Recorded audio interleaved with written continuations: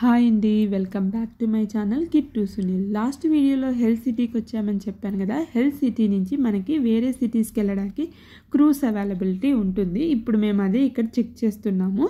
ఈలోగా నాకు ఇక్కడ ఒక ఇన్ఫర్మేషన్ బోర్డు అయితే కనిపించింది. దీంట్లో టైమింగ్స్ అలాగే సిటీస్ ఏ సిటీకి ఏ టైమింగ్స్లో ఉంటాయి అనేది మొత్తం డీటెయిల్ ఇన్ఫర్మేషన్ అయితే ఆ బోర్డులో ఉంది.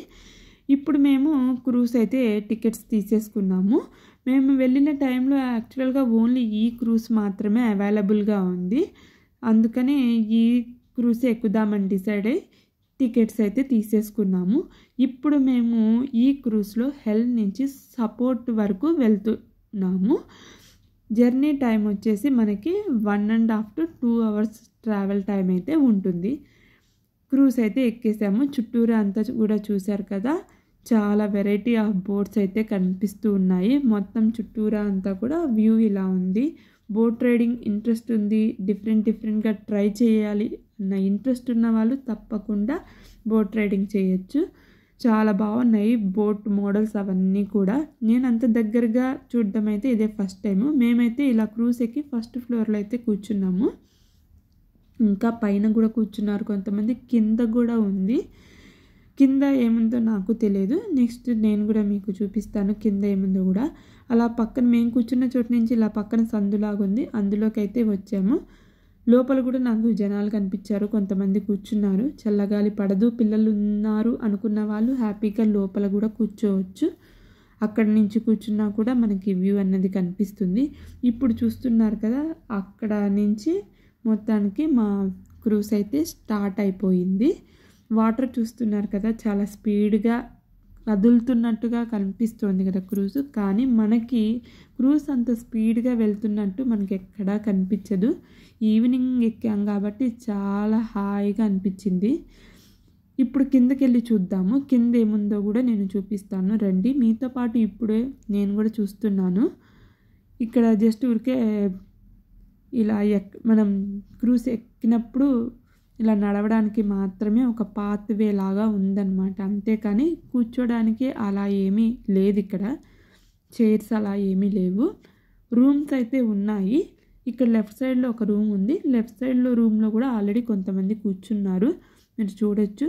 టేబుల్స్, చైర్స్ అవన్నీ కూడా ఉన్నాయి ఇక్కడ. హ్యాపీగా ఇక్కడ కూడా కూర్చోవచ్చు. ఆపోజిట్లో కూడా ఇంకొక రూమ్ ఉంది, అక్కడ కూడా కొంతమంది కూర్చున్నారు. నేను ఇంకా అక్కడికి వెళ్ళి వీడియో అయితే తీయలేదు. తర్వాత పైకి వెళ్ళిపోయి వ్యూనంతా హ్యాపీగా ఎంజాయ్ చేస్తూ ఉన్నాను. కాసేపు అయిన తర్వాత ఇలా మాకు ఒక సర్ప్రైజింగ్గా ఒక పెద్ద రెయిన్బో అయితే కనిపించింది. చిన్నవాళ్ళు, పెద్దవాళ్ళు, పిల్లలు అందరూ కూడా చాలా బాగా ఎంజాయ్ చేశారు ఆ రెయిన్బోని చూస్తూ. చాలా రోజుల తర్వాత ఇంత దగ్గరగా ఒక రెయిన్బోని అయితే చూశాను. చాలా బాగా అనిపించింది. 7 కలర్స్ కనిపించాయి క్లియర్గా. ఇక్కడ ఇప్పుడు చూస్తున్నారు కదా, ఇది వచ్చేసి స్పీడ్ బోటో స్పీడ్ జెట్ అంటారు, మరేంటో అది. దగ్గరగా చూశాను, చాలా బాగుంది. చాలా స్పీడ్గా వెళ్తున్నారు. అది నడపాలంటే మాత్రం ఖచ్చితంగా చాలా ఎక్స్పీరియన్స్ అయితే కావాలి దానికి. ఇలా మొత్తానికి 1.5 to 2 hours మేము జర్నీ చేసి సపోర్ట్కి అయితే రీచ్ అయిపోయాము. ఈవినింగ్ టైంలో ఎక్కాం కాబట్టి చాలా హాయిగా ప్లెజెంట్గా ఆ చల్లటి గాలి అది చాలా బాగా అనిపించింది. టైమే తెలియలేదు అసలు మాకు. ఇక్కడ ఇప్పుడు చూస్తున్నారు కదా, ఇదంతా కూడా సపోర్ట్ అనమాట. ఇప్పుడు ఇక్కడ కనిపిస్తుంది కదా వైట్గా, మనం అదంతా కూడా ఇప్పుడు మనం నడిచి వెళ్తే మనం ఆ బిల్డింగ్స్ వరకు అయితే వెళ్ళచ్చు.